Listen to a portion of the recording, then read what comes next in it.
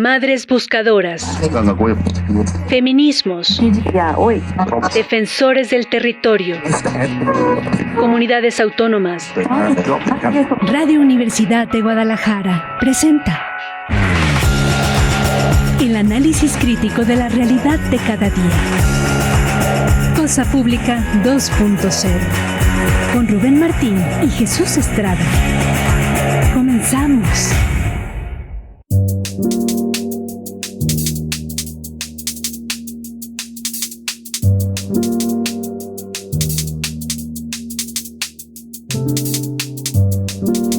¿Qué tal? Bienvenidos a Cosa Pública 2.0 en este jueves 23 de julio. Muchísimas gracias por estarnos acompañando, ya sea que lo haga a través de la vía tradicional, el 104.3 de frecuencia modulada, también en nuestra página de medios de la Universidad de Guadalajara, o también a través de nuestras redes sociales, donde además de escucharnos también es posible vernos a través de las cámaras que tenemos instaladas aquí en Radio DG. Aprovechemos para invitarlos a suscribirse a nuestro canal de YouTube, donde pues además de vernos en vivo, también puede administrar usted cuando guste su tiempo y ver los programas completos o las entrevistas por separados que hacemos cotidianamente aquí en este programa, donde cada tarde le presentamos una selección de los asuntos sociales y políticos más relevantes de la agenda informativa. Vamos a iniciar el programa de esta tarde con un bloque, está larguísimo, no vamos a alcanzar a pasarle toda la información, pero hay muchísima información que tiene que ver con la crisis por desaparición de personas, especialmente algo que ya algunos observadores, analistas, pero sobre todo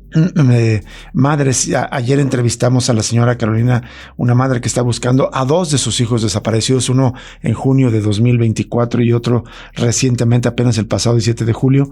Y ella nos decía, ayer nos advertía en una información muy sensible, que incluso desde algunos funcionarios, algunas personas de fiscalía admitían que había un riesgo de la desaparición de adolescentes en semanas recientes, y así ha sido. Vamos a presentarle justamente una información acerca de los reclamos que hacen madres por la desaparición de jóvenes. En particular, 5 adolescentes han desaparecido en días recientes, y ayer justamente Carolina formó parte de una familia y otros amistades que salieron a manifestarse para exigir su pronta localización. Así que vamos a empezar el programa de esta tarde con este tema. Más adelante esperamos enlazarnos con María Luisa Aguilar, directora del Centro de Derechos Humanos Miguel Agustín Pro, para hablar de la recomendación que emitió la Comisión Nacional de Derechos Humanos sobre el caso Ayotzinapa, que ha sido extremadamente cuestionada. Esto es porque es culpa al ejército y prácticamente trata de crear otra verdad histórica, cuestionando al grupo interdisciplinario de expertos independientes y a otros organismos de derechos humanos que han acompañado a los madres y padres de Ayotzinapa. Hablaremos también de la crisis del agua y también de otros asuntos globales que tienen que ver, como por ejemplo, cómo en Venezuela Estados Unidos está literalmente robando el dinero del petróleo de Venezuela, porque desde que invadieron ese país, secuestraron a Nicolás Maduro, prácticamente Estados Unidos está administrando las finanzas del gobierno de Venezuela. Y también hay información sobre la guerra en Medio Oriente, cómo aumentan los fallecidos y los heridos de las Fuerzas Armadas de Estados Unidos por parte de los ataques de Irán, y es algo que el Pentágono ha tratado de encubrir. Es el menú de temas que tenemos en esta tarde para usted. Antes de los detalles, saludo con mucho gusto a mi compañero Jesús Estrada, aquí en lado del micrófono, a Isabel Rizo en la asistencia de producción y a Jesús Lara desde la mesa de operaciones. ¿Cómo estás, Jesús? ¿Qué tal, Rubén Martín? Buenas tardes, un gusto acompañarte y muchísimas gracias a ustedes por acompañarnos. A todo este menú hay que sumar el tema del ataque contra la prensa, que está bastante grave, con esta serie de atentados y asesinatos contra comunicadores. Pero acá en Jalisco lo principalmente grave es esta situación de crisis por desaparición, sobre todo de las personas más jóvenes, algo que, a pesar de la información, a pesar de esto que comentaba Rubén, del testimonio de la señora Carolina el día de ayer en este espacio, pues la Fiscalía insiste en negar que haya un aumento de desaparición de jóvenes o al menos de adolescentes en la entidad. Eso es la reacción que tuvo a estas movilizaciones de familiares de estos 5 jóvenes desaparecidos. Vamos a arrancar justamente con la marcha que realizaron el día de ayer estos familiares. Así es, la marcha donde hay testimonios de las 5 madres. Vamos a escuchar esta nota de nuestra compañera Liz Ortiz aquí en UDG Noticias.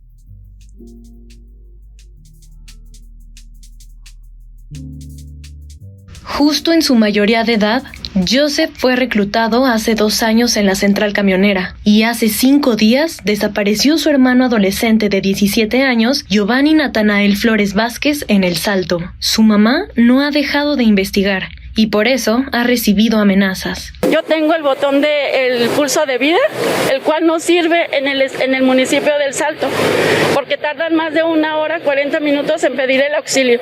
Marisela Anaya Gallardo, mamá de Jeremy Alejandro Villegas Anaya, mencionó que su hijo de 14 años desapareció en Hacienda Real Tonalá el 15 de julio. Mi hijo es de Tonalá, mi hijo sale de la casa a las 4:45 de la tarde y ya no lo volví a ver. Al día siguiente hubo mensajes de él despidiéndose de sus hermanos, no sé si eran de él, eran de otra persona, despidiéndose de sus hermanos, diciendo que él ya se iba, que ya no había nada que hacer y que a él lo iban a trasladar a otro estado. Mariana Jiménez, la mamá de Dominic Gabriel Méndez Jiménez, informó que su hijo adolescente de 15 años desapareció el 15 de julio en Zapote del Valle, Tlajomulco. Se despide, también manda mensaje diciendo que está bien. Las familias de estos menores de edad marcharon de San Juan de Dios hacia la Vicefiscalía en Personas Desaparecidas para exigir la búsqueda en vida de los jóvenes. Mayra Corona Corona es mamá de Carlos Humberto Corona Corona. Su hijo, de 17 años, desapareció en Santa Ana, Tepetitlán, Zapopan. Lo que yo estoy peleando, lo que yo quiero es que por favor me den la ficha de alerta Amber. Esa es la ficha que a mí me urge que me la entreguen, por favor, porque pues con esta es aquí, pero la alerta Amber ya es a nivel nacional, hasta en Estados Unidos. Esmeralda Sánchez Rodríguez busca a su hijo Facundo Vidal Sánchez Sánchez, de 17 años, quien desapareció en San Miguel Tateposco, Zapopan. La única información que tenemos que se subió a un carro ahí en una calle de donde yo vivo a la otra calle. Con información de Liz Ortiz, UDG Noticias.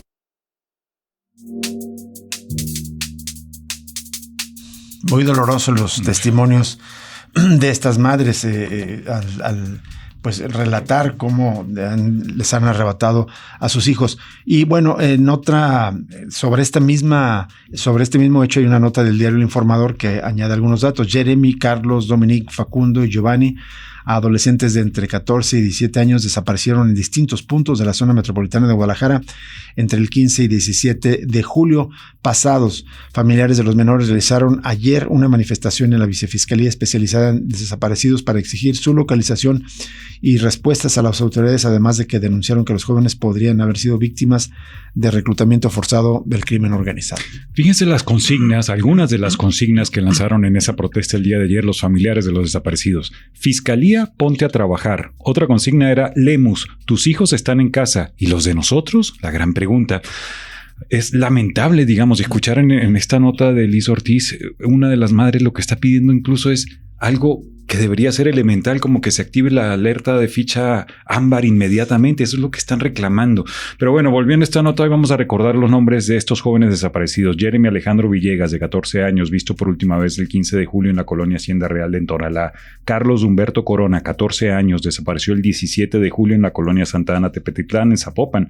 Dominic Gabriel Méndez, de 15 años, desapareció el 15 de julio en Zapote del Valle, en Tlajomulco. Facundo Sánchez, 17 años de edad, fue visto por última vez el 17 de julio en San Miguel Tateposco, en Zapopan. Y Giovanni Natanael Flores, de 17 años, desapareció en el fraccionamiento Las Lilas 2 en El Salto. Y algunos de los casos en particular, la madre de Jeremy, Marisela Anaya, contó que su hijo salió de su hogar a las 16:45 horas del miércoles y ya no lo volvió a ver. Al día siguiente recibió mensajes de texto en los que el menor supuestamente se despedía, que ya no había nada que hacer y lo iban a trasladar a otro estado. Yo he acudido a Fiscalía, pero Fiscalía nada más nos da calmantes, que están procediendo, que esto, que el otro, pero jamás nos dan una respuesta, relató la madre. También la madre dijo, y la estamos citando, él es un menor de edad y no me importa si dicen que él se quiso ir, no me interesa, yo ocupo a mi hijo, él es un menor de edad que lo pueden manipular, le pueden decir muchas cosas y ofrecer muchas cosas, pero la realidad es que no se las dan. Jeremy, añadió su mamá, le dijo a la novia de los hermanos que los quería mucho y que regresaría. Pero fíjense, es el reclamo que la autoridad le dicen, bueno, es que quizás se quiso ir, ausencia voluntaria, como lo llaman estos, da igual, es una desaparición en un estado de un menor, en un estado que es capital además de reclutamiento forzado, lamentablemente. Contó que su hijo recibía amenazas constantes por llamadas telefónicas y de personas en la nueva central camionera en Tlaquepaque, donde trabajaba como repartidor. Estas la invitaban a lugares y le decían que tenía gente. Jeremy, sin embargo, no le contó a su mamá porque no quería que se mortifique. Siento que pudo haber sido por la fuerza que se llevaron a su hijo. Él estaba bien, él estaba trabajando, estaba pagando una moto que él debía, estaba haciendo sus cositas, se estaba esforzando. No se me hace bien que me lo hayan quitado, relató la madre. Por otra parte, la señora Mariana Jiménez, quien es la madre de Dominic, relató que encontró mensajes en la cuenta de Facebook del menor de edad en los que le ofrecían, dice, ser parte del reclutamiento. Nosotros nos pusimos en alarma después de ver esos mensajes. En su Facebook había una persona con algunas fotos que pensamos y queremos creer que tuvo algo que ver. Es menor de edad, es un amigo de él, creo que eran compañeros de secundario. Y señaló que su desaparición se asemeja al caso de Jeremy, pues ambos adolescentes fueron vistos por última vez el mismo día y con una hora de distancia. Dominic desapareció alrededor de las 15:30 horas, pero los menores no se conocían entre ellos, indicó Mariana. Coincide en la forma en la que desaparecen. Jeremy también se despide, también manda mensaje diciendo que está bien. No nos han dicho nada, absolutamente nada. Hemos estado revisando las redes sociales y buscando en amigos que él tenía con quien pudiera haber hablado y no, lamentablemente no hay datos de Dominic.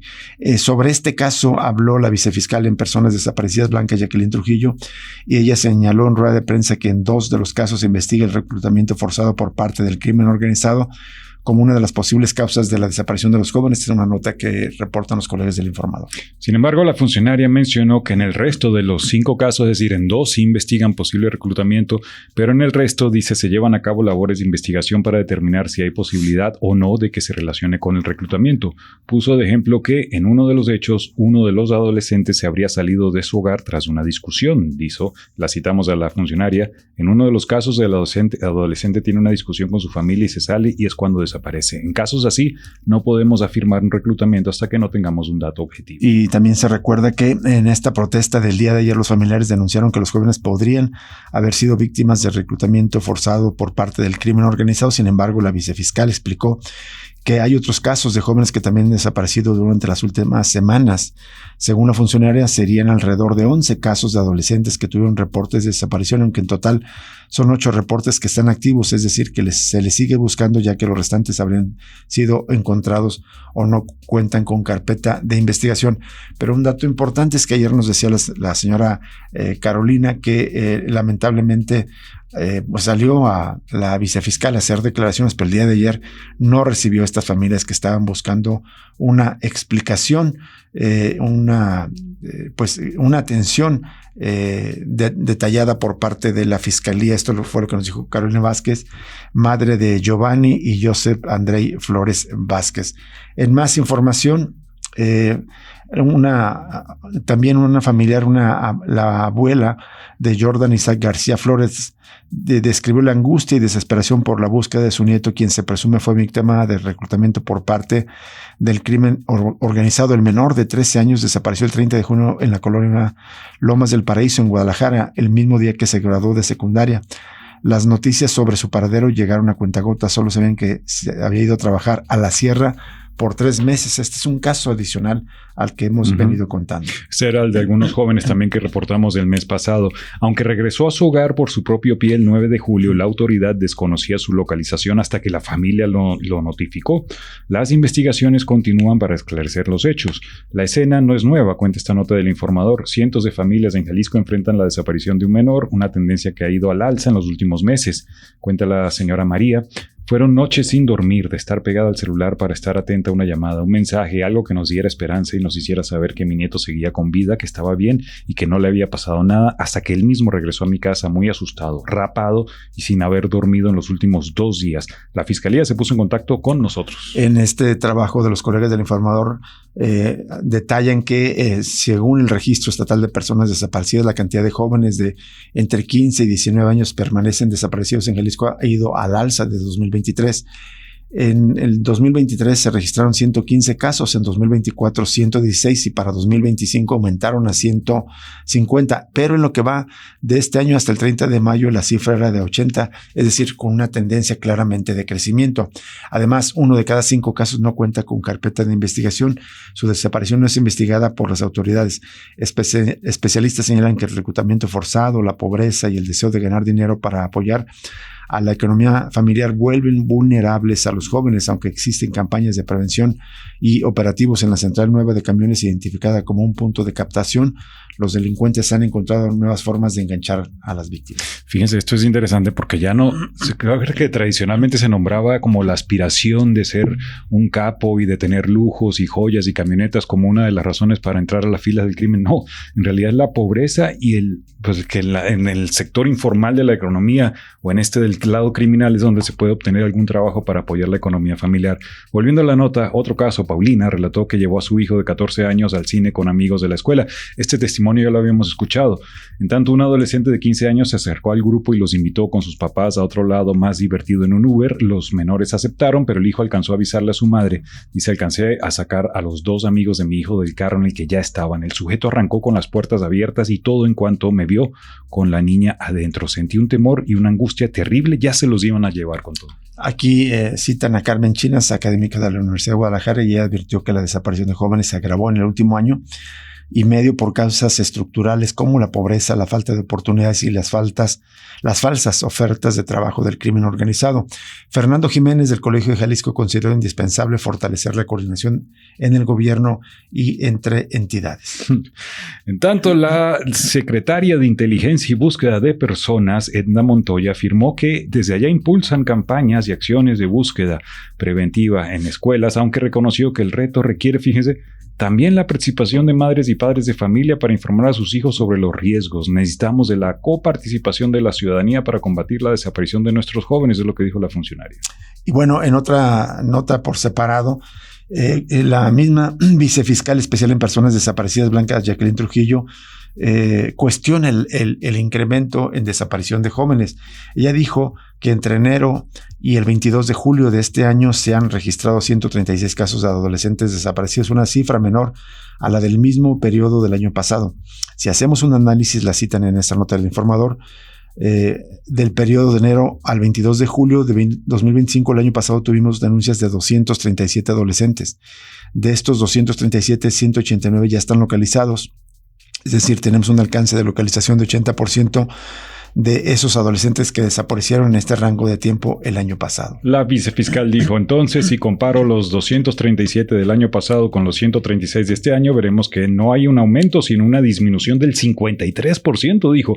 Pero el Informador recuerda que hoy mismo publica estos datos del Registro Estatal de Personas Desaparecidas y señala que la cantidad de jóvenes de entre 15 y 19 años aún desaparecidos en Jalisco ha ido al alza desde el año 2023, justamente como comentamos en este recuento del Informador. Vamos a ir a una pausa y regresamos con más información.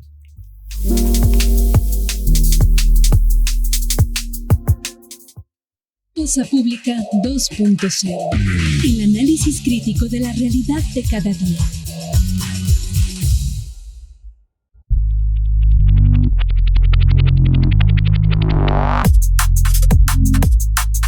Seguimos en Cosa Pública 2.0. Vamos a seguir con este bloque de información sobre la crisis por desaparición de personas, con la otra arista que está ligada y muchas veces la hemos subrayado y ya me parece que la mayoría de la población hemos entendido que así es. Asociado a la crisis por desaparición de personas hay una crisis de identificación forense. En esta nota de los colegas de NTR cuentan que María Concepción Belmontes, quien busca desde hace 10 años a su hijo Juan Antonio Olmeda Belmontes, cuestionó que los restos óseos atribuidos a su hijo correspondan realmente a él y exigió a las autoridades transparentar el proceso de identificación. En mayo, las autoridades le notificaron a Conchita que su hijo se encontraba en el Instituto Jalisciense de Ciencias Forenses tras desaparecer el 26 de junio de 2016, es decir, hace 10 años, en Jocotán, en Zapopan. Sus restos habrían ingresado a la institución pocos días después de su desaparición.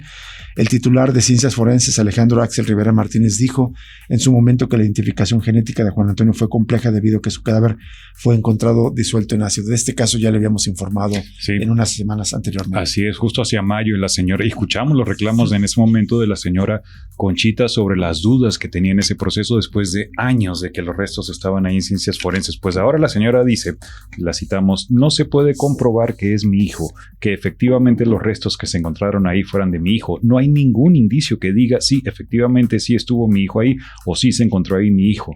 Belmontes detalló que además que una búsqueda realizada en un punto que se consideraba de interés no arrojó resultados que confirmaran la presencia de su hijo en ese lugar. La madre buscadora explicó que indicios propios surgidos de fotografías, datos sobre un inmueble y registros de una cámara de vigilancia habrían aportado información sobre vehículos y personas relacionadas con el día de la desaparición. Sin embargo, durante la diligencia referida, no fueron localizados elementos que respaldaran esa información, situación que incrementó sus dudas sobre la identificación de los restos. Por todo ello, la señora Conchita exigió a las autoridades del Servicio Médico Forense y a la Fiscalía entregar documentación que permita conocer el origen de los restos, también la cadena de custodia y la trazabilidad del material utilizado para elaborar el dictamen genético.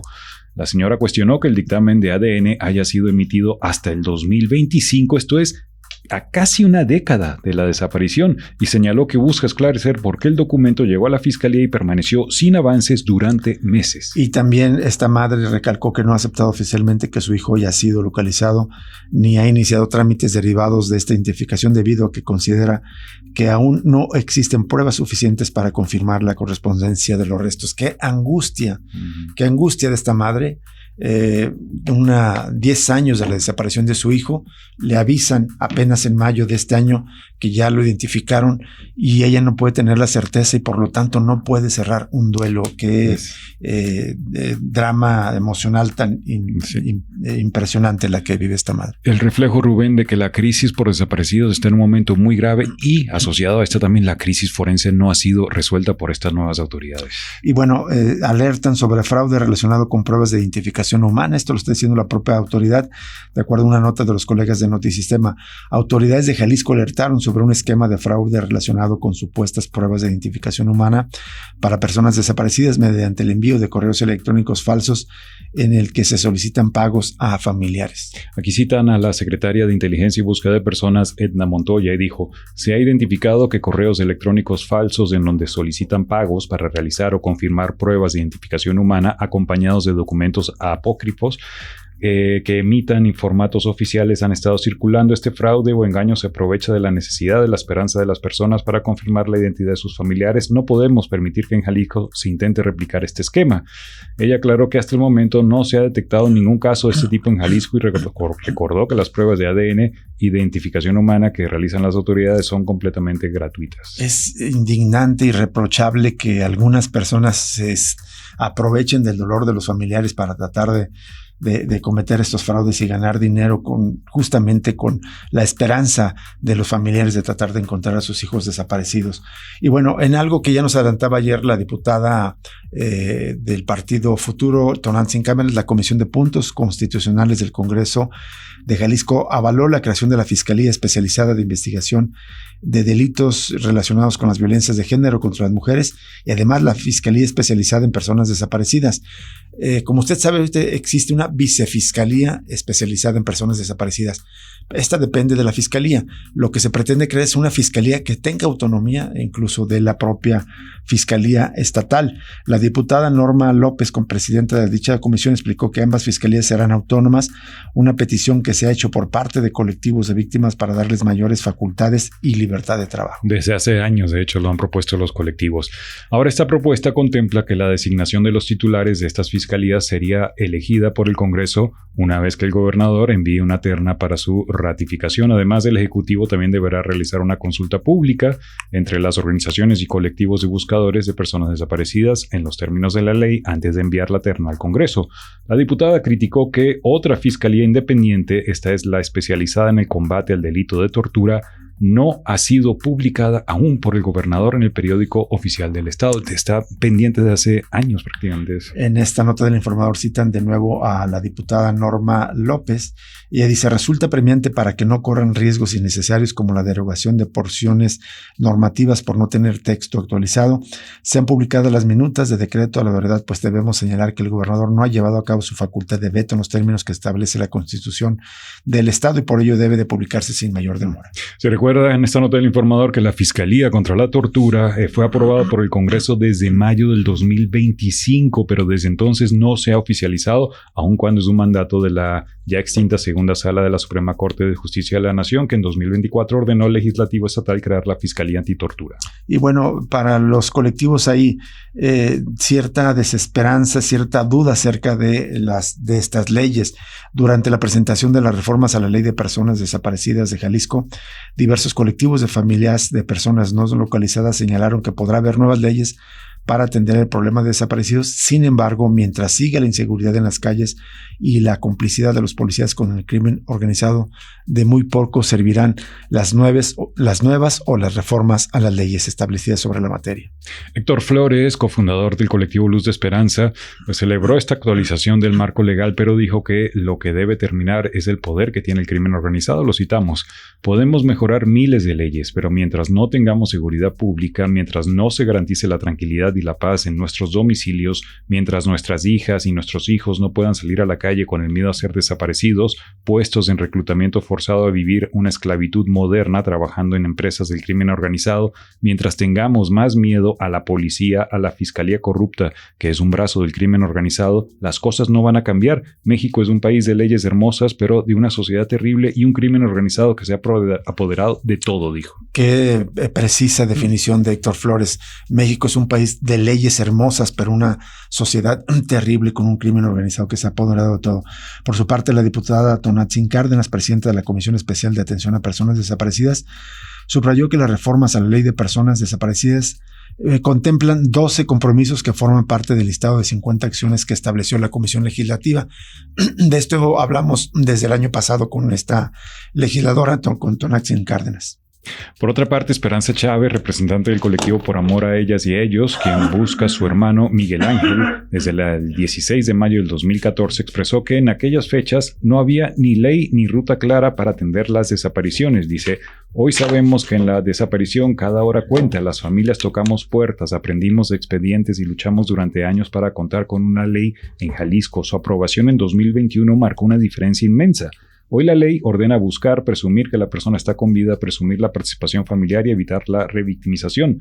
Añadió que hoy no solo van al Congreso a relatar su dolor, sino a exigir que la ley de personas desaparecidas se cumpla. Tal vez estas reformas no van a resolver el caso de Miguel Ángel, pero su familia lo seguirá buscando. Es importante toda esta reforma, por supuesto, pero a mí me parece que viendo en el caso de estos jóvenes desaparecidos, los reclamos de algunos de los familiares, pues obviamente no se están cumpliendo todavía. Sin lugar a dudas. Y para finalizar este bloque de información sobre crisis por desaparición de personas, restos óseos fueron localizados en un predio en la colonia Lomas de la Primavera, esto en el municipio de Zapopan, lo que derivó en un operativo conjunto de autoridades estatales, municipales y federales. Es una nota de los colegas de NTR. Los restos óseos se encontraron en un terreno cerca del cruce de las calles Tlaquepaque y El Rodeo, donde la zona fue acordonada y permanece bajo resguardo de elementos de la policía de Zapopan, además de corporaciones federales y comisión de búsqueda. Según la información, el aseguramiento fue realizado por personal de la comisión de búsqueda, la que solicitó el apoyo del equipo de drones del gobierno de Zapopan para reforzar la inspección del área del predio y ampliar la búsqueda de posibles indicios. Nos vamos a la siguiente pausa y regresamos con más información aquí en Cosa Pública 2.0.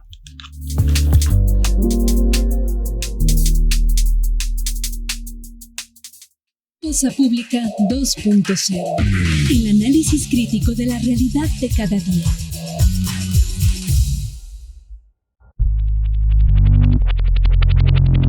Seguimos en Cosa Pública 2.0. Desde la semana pasada le hemos compartido información acerca de la ilegal detención de Jesús Plácido Galindo.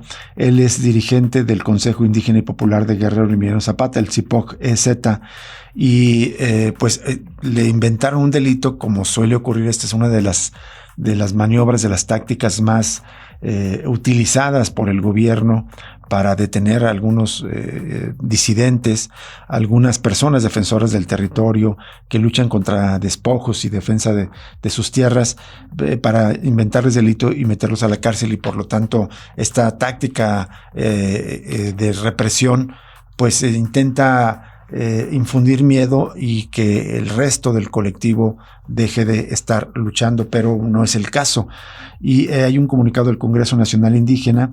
Ellos están convocando a los pueblos, organizaciones, colectivos e individuos de abajo y a la izquierda de México y del mundo a realizar acciones dislocadas a lo largo de todo el día. Este día 23 de julio, una concentración en un punto de las 9 de la mañana de este día, en concreto sería frente al Juzgado de Control y Enjuiciamiento Penal con sede en Chilpancingo, Guerrero, órgano judicial en el que se realizará la continuación de la audiencia de vinculación a proceso de Jesús Plácido. Este juzgado se ubica en una calle, en la calle Atenas, en Chilpancingo, Guerrero. Cuentan los detalles de la detención del 17 de julio en un aparatoso operativo montado por el Ejército Mexicano, la Guardia Nacional y la Policía del Estado de Guerrero. Nuestro compañero Jesús Plácido Galindo fue detenido y trasladado en una avioneta de la Fuerza Aérea Mexicana al penal de máxima seguridad del Altiplano en Almoloya de Juárez, Estado de México, cárcel en la que, debido al delito que se le imputa, no tendría que estar. Adicionalmente, Jesús Plácido se encuentra incomunicado y sin poder haber recibido la visita de sus familiares y abogados en medio de un proceso plagado de irregularidades en el que falsamente es acusado de homicidio calificado, razón por la que lo decimos alto y fuerte: Jesús Plácido Galindo es preso político del narco Estado mexicano, mientras que los verdaderos delincuentes se encuentran libres y desangrando este adolorido país, ya sea desde los numerosos cárteles criminales que existen, ya sea desde las podridas instituciones del Estado mexicano, cómplices de aquellos. También en otro comunicado, el Consejo Indígena y Popular de Guerrero, Emiliano Zapata, explicó, ofreció una aclaración y desmintió la acusación del Estado en contra de Enedina Galindo. Cuenta: el día 20 de julio en el puente Marquelia, los pueblos en resistencia se levantaron con dignidad para exigir justicia y la liberación de Jesús Plácido Galindo. Aclaramos que el bloqueo no fue encabezado por Enedina Galindo, sino por comunidades y pueblos organizados que, como siempre, caminan con la fuerza de la tierra y la memoria, defendiendo su derecho a existir con justicia y verdad. Enedina forma parte de esas comunidades y su presencia no responde a un liderazgo individual, porque aquí no existen líderes, sino pensamientos colectivos. La lucha no pertenece a una sola persona, sino al pueblo entero que se reconoce en la palabra compartida y en la acción común. Ella participa como integrante de los pueblos que forman parte del Congreso Nacional Indígena y desde ahí se suma la resistencia colectiva que articula dignidades en todo el país. Enedina es madre de Jesús Plácido Galindo y en este comunicado añaden que en ese mismo día fueron detenidos 3 funcionarios de la Secretaría de Gobernación. Las comunidades fieles a sus principios los trataron con honra y respeto, porque los pueblos que han caminado a otro mundo no necesitan repetir los viejos patrones del Estado. La dignidad indígena se expresa en el trato humano, incluso hacia quienes representan un gobierno que históricamente ha negado nuestros derechos. Y bueno, ahí reiteran la inmediata liberación de Jesús Plácido Galindo, a quien el Estado le fabricó un delito. Vamos ahora a escuchar un mensaje de solidaridad que la comunidad indígena tepehuana y birrárica de San Lorenzo Esqueltán emitió ante la injusta detención y fabricación de delitos en contra de a quien llaman compañero Jesús Plácido Galindo. Escuchemos este mensaje.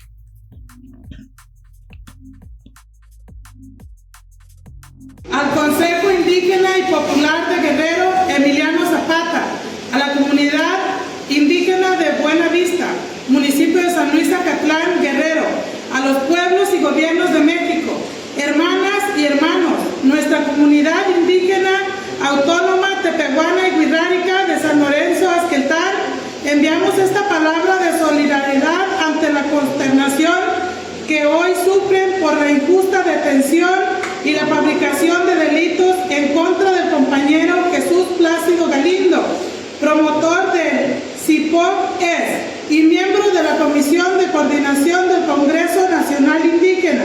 Nos sumamos a la exigencia de liberación inmediata e incondicional del compañero, exigiendo que cese la persecución contra las comunidades que no solo se han defendido de los ataques de grupos criminales, sino que también han defendido su territorio, su autonomía y su libre determinación mediante sus propios sistemas de seguridad y justicia, como ustedes y como ocurre en muchas geografías del país. Los gobiernos están favoreciendo el despojo y la guerra que hoy vivimos, como no sucedía desde hace muchos años. Como pueblos originarios también padecemos la impunidad en favor de los grupos violentos y de los poderosos, que apuestan por arrebatarnos la paz, la tierra y los recursos naturales, al mismo tiempo que criminalizan a quienes nos atrevemos a decir que la tierra es sagrada, que es nuestra madre y que como comunidad la defenderemos hasta las últimas consecuencias.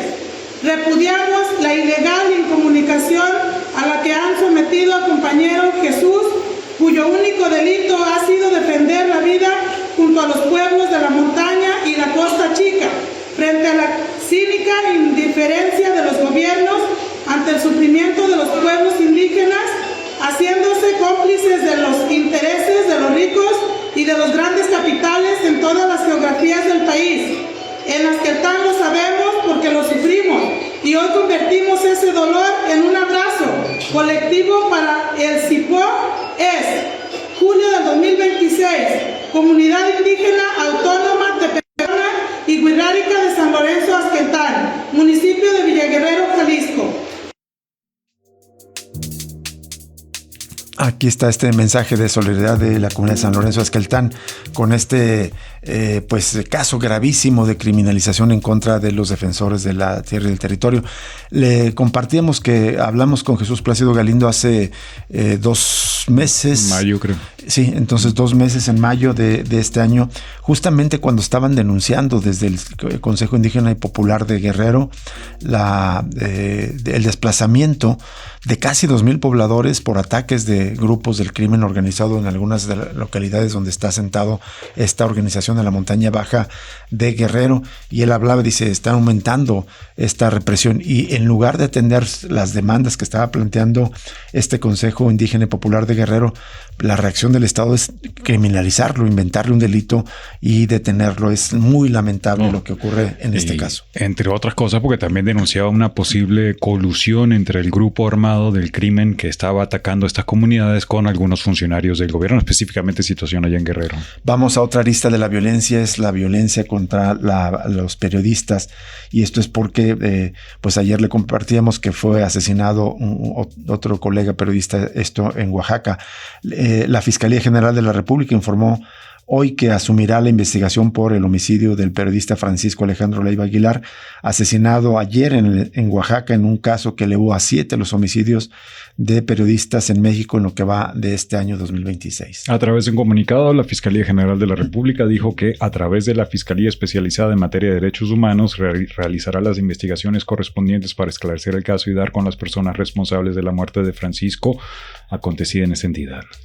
Y la dependencia señaló que dará a conocer de manera inmediata cualquier avance relevante de las investigaciones.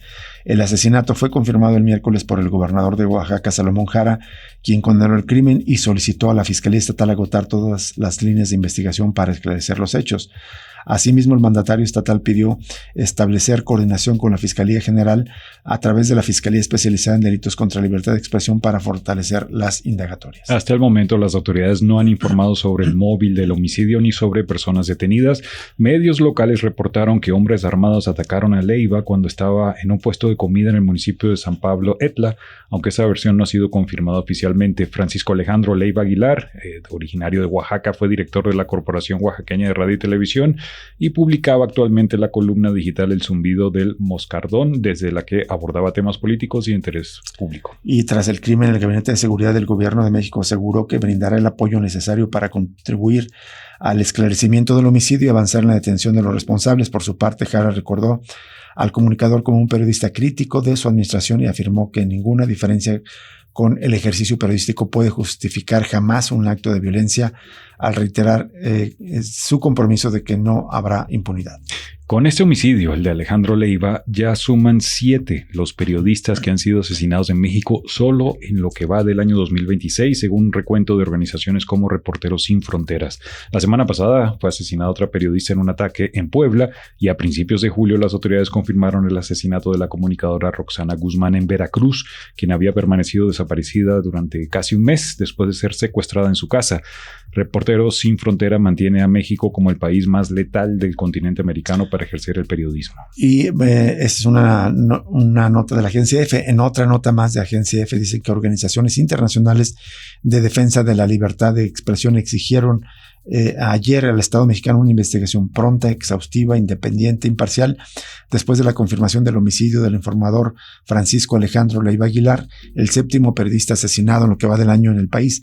En un comunicado, Reporteros Sin Fronteras reclamó la intervención del gobierno federal para esclarecer los hechos, así como una explicación pública sobre las fallas de las instituciones que conocían la situación de riesgo en la que se encontraba el periodista. Reporteros Sin Fronteras explicó que Leiva acudió el año pasado a la Defensoría de los Derechos Humanos del pueblo de Oaxaca para presentar una denuncia tras haber recibido amenazas de muerte. Dice, Leiva atribuyó esa campaña al gobierno estatal y responsabilizó públicamente al gobernador por cualquier daño que pudiera sufrir. Por su parte, los colegas del informador hacen el listado de los colegas asesinados en lo que va de este año. El primero fue Carlos Castro, el 9 de enero, reportero del portal digital Código Norte, asesinado en el restaurante de un bar donde estaba con su familia en Poza Rica, Veracruz. La segunda víctima fue Roxana Rivera. La comunicadora fue sacada a la fuerza de su casa por hombres armados en el municipio de Nanchital, en Veracruz, el 2 de junio. Este hecho conmocionó al país porque la irrupción armada quedó grabada en video. El 3 de julio las autoridades confirmaron su muerte al detallar que hallaron restos que dieron positivo a su identidad.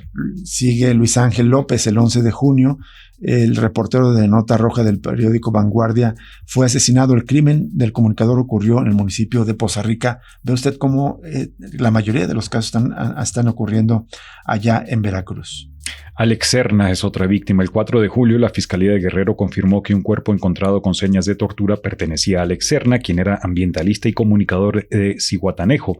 Él llevaba 12 días desaparecido. El cuerpo fue llevado al servicio médico forense, donde se encontraba como no identificado. Le siguió José Martínez Contreras, el director del portal de noticias San Martín Texmelucan. Fue asesinado en la Junta Auxiliar de San Lucas, Atoyatenco, en Puebla. Martínez fue asesinado frente a su hijo de 13 años y a su madre. Y bueno, se suma el caso de Francisco Alejandro Leiva, asesinado este 22 de julio.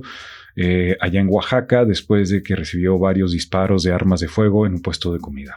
Y solamente en seguimiento a estos casos, la Fiscalía General de Veracruz solicitó al Congreso de ese mismo estado el desafuero del alcalde de Ixhuatlán, Raúl González, para investigarlo por su presunta participación en el secuestro y asesinato de la periodista Roxana Guzmán Ramírez.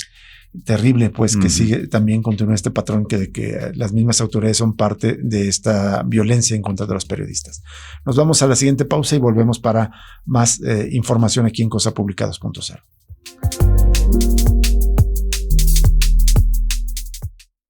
Cosa Pública 2.0. El análisis crítico de la realidad de cada día.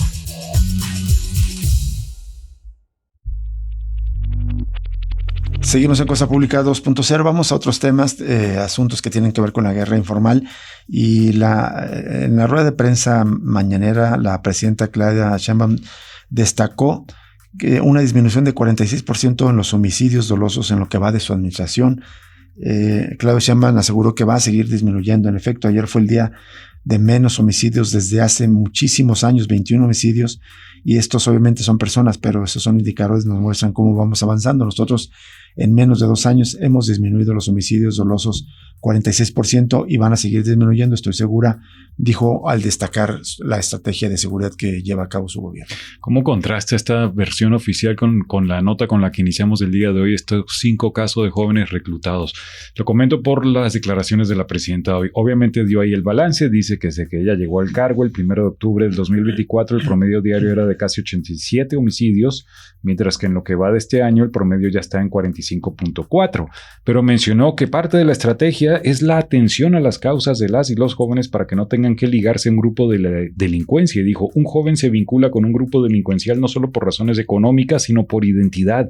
Increíblemente, y si la identidad está en los medios de comunicación, en las series de los narcos, es que te va a ir mejor si te vinculas a un grupo delincuencial, pues entonces buscan una identidad a través del crimen. Un detalle, Presidenta, pues hay que recordar que este año, por cierto, Rubén, es uno de los años con más baja creación de empleos formales en los últimos años. Específicamente aquí en Jalisco, me parece que salió el dato que apenas llevamos casi 5,000 empleos cuando se necesitan 100,000 por lo menos en Jalisco para atender las necesidades de la población económicamente activa. Es decir, hay escasez de empleos en el sector formal y los que hay están mal pagados. Ahí está la cuestión, no solo para mí, no solo es una cuestión de identidad, sino de supervivencia en muchos casos. Sí, y si fueran ciertos estos datos que algunos los ponen en duda, de todas maneras, lo que la otra parte de la ecuación es que el número de desaparecidos no sigue disminuyendo, sino que sigue aumentando, y ya tenemos oficialmente más de 135,000 personas desaparecidas. Es verdaderamente una cifra escandalosa. Muchas veces lo hemos recordado, solamente compararlo con algunas de las dictaduras o conflictos, guerras civiles que han vivido otros países. Por ejemplo, en la dictadura de Argentina hubo 30,000 desaparecidos, 3,000 solamente en la dictadura chilena. Jalisco solamente tiene 16,000. Todo el país tenemos 135,000 tanto en Colombia como en Guatemala se calculan 80,000 los desaparecidos, tanto en conflictos de guerra civil como de violencias estatales. De tal manera que la cifra que tenemos en México no solamente se compara con otro caso en el mundo, con la guerra civil e invasión de países de extranjeros a Siria desde 2011 a la fecha. Esa es la dimensión de la crisis que tenemos en este país. Vamos a otras notas antes de irnos, tienen que ver con la crisis del agua. La crisis por la calidad del agua en el área metropolitana de Guadalajara continúa escalando. La Comisión Estatal de Derechos Humanos entregó al Congreso del Estado un listado de 655 colonias y fraccionamientos abastecidos por la planta potabilizadora Miravalle, que servirán como base para analizar la posible aplicación de descuentos en el cobro del servicio de agua a los usuarios afectados por los problemas de suministro registrados durante este año. Un apunte, una cosa importante es que se había dicho, según el CIAPA eran 200 colonias, la Comisión Estatal de Derechos Humanos la corrigió y dice, no, nosotros tenemos reportes en al menos 600 colonias, de hecho son más, son 655, y la otra apunte importante es que ayer que se aprobó este acuerdo en el Congreso del Estado, se dijo que se esperaba que en 1 o 2 semanas la Comisión Estatal de Derechos Humanos les ofreciera esta información, y por lo visto la dieron de inmediato. El documento fue presentado a la presidenta de la Comisión de Hacienda, Laura Gabriela Cárdenas, como parte del análisis legislativo sobre las medidas de apoyo para las familias que están afectadas por esta crisis. Pero la propia Comisión de Derechos Humanos hizo una precisión, dice la nota: la inclusión de una colonia en el listado no significa que existan quejas acreditadas en todos los casos, sino que corresponde al universo de zonas abastecidas por la planta potabilizadora número 1, conocida como Miravalle, y que por ello podrían haber estado expuestos a problemas relacionados con la calidad del agua. El impacto, dice el organismo, deberá corroborarse mediante reportes ciudadanos y estudios técnicos adicionales. Además, la Defensoría informó que existen expedientes de queja provenientes de colonias que ni siquiera aparecen en este listado, lo que evidencia que el alcance del problema 1 está completamente definido. Los registros institucionales permiten advertir que también se han recibido inconformidades y expedientes de queja relacionados con presuntas afectaciones a la calidad del agua en colonias que no se encuentran comprendidas dentro del listado de cobertura informado por el CIAPA. Esto señaló el oficio enviado al Congreso, y por ello la Comisión Estatal considera indispensable continuar con la evaluación técnica para determinar si esas colonias reciben agua de otras fuentes de abastecimiento o si forman parte de esquemas distintos de distribución. Bueno, ahí recuerdan que la planta potabilizadora de Miravalle lleva casi 7 décadas de antigüedad, pero según la información proporcionada por el propio CIAPA a la Comisión de Derechos Humanos, esa planta abastece hoy día a 655 colonias y fraccionamientos distribuidos de esta manera: 251 colonias en Tonalá, 171 en Tlaquepaque, 168 en Guadalajara y 65 en Zapopan. La relación completa de colonias fue anexada al oficio enviado por la Comisión al Poder Legislativo. El listado incluye colonias como Jardines del Country, Chapalita, Santa Cecilia, Oblato, Ciudad Granja, Lomas del Paraíso, Miravalle, San Rafael, Tetlán, Río Verde, Zapopan Centro, Soquipan, Jardines de la Paz, La Noganera, El Saus, Atlas, Independencia, Las Pintitas y Santa Anita, entre cientos de asentamientos distribuidos en estos 4 municipios metropolitanos. Y ya prácticamente con esto nos vamos a despedir y hay más información que tiene que ver con esta crisis del agua. En medio de la crisis por el agua contaminada que reciben cientos de hogares en la zona metropolitana, el CIAPA solicitó el apoyo de la Seguridad Pública de San Pedro Tlaquepaque para embargar a los usuarios que tienen adeudos. Es una nota de nuestra compañera Sonia Serrano. El pasado 7 de julio, el director del CIAPA, Ismael Jauregui, envió un oficio al secretario de Seguridad y Protección Ciudadana de San Pedro, Mario Silva Orozco, en el que le pide apoyo para llevar a cabo procedimientos administrativos de ejecución, lo que implica de así ser necesario el embargo y secuestro de bienes sobre los cuales se puedan hacer efectivos los adeudos a cargo de los contribuyentes morosos. Es decir, no te reparten agua limpia y sin embargo si te la quieren quitar. Cobrar, ¿no? Y usando la fuerza, ¿no? Terrible. Y ya dejaremos otra nota de NTR también, por cierto, que señala que fue detectado ya que sí se usó inteligencia artificial para la elaboración o redacción del supuesto plan hídrico que presentó el gobierno del estado para justificar esta serie de obras para las que está pidiendo dinero. Ya nos vamos. Muchísimas gracias por acompañarnos en este jueves 23 de julio. Lo invitamos a permanecer en sintonía de Radio Universidad de Guadalajara. Sigue La Chora Interminable con Gis y Trino y luego la programación habitual. Y nosotros le invitamos a que mañana nos acompañe totalmente en vivo en otro análisis crítico de la realidad aquí en Cosa Pública 2.0. Hasta mañana. Muchas gracias. Madres buscadoras. Feminismos. Defensores del territorio. Comunidades autónomas. Radio Universidad de Guadalajara presentó el análisis crítico de la realidad de cada día. Cosa Pública 2.0 con Rubén Martín y Jesús Estrada. 104.3 FM.